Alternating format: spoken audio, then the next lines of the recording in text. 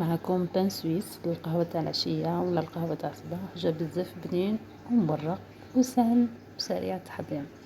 هنا عندي كاس حليب دافي، ملعقة كبيرة خميرة خبز، 3 ملاعق حتى 4 سكر،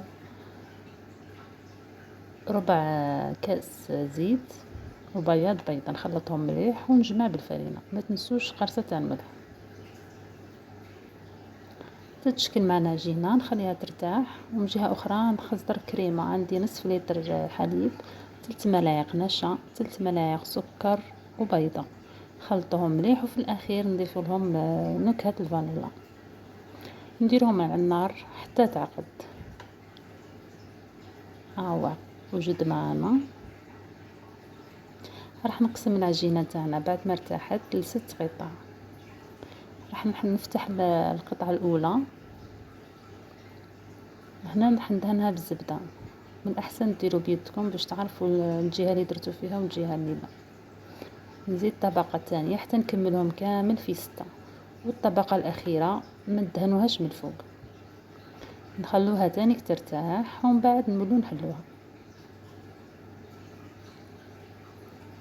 أنا بعد ما ارتاحت راح نحلها بشكل مستطيل. راح ندير كريمة تاعنا،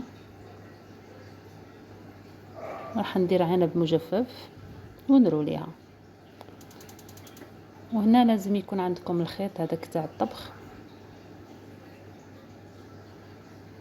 هكذا حتى نكمل العجينة تاعي كامل. هنا شوفوا كيفاش راح نقطعها بالخيط تاع الطبخ. ربطوا وقطعوا، زيروا حتى تقطع معكم. طريقة سهلة. هنا راح لي المقطع، درتهم في بلا اللي يدخل الفرن، شعلته 150 درجة ودهنتهم بصفر بيضاء وشوية نسكافيه.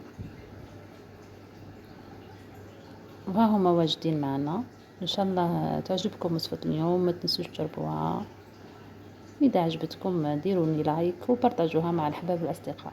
نقول لكم يعطيكم الصحة والسلام.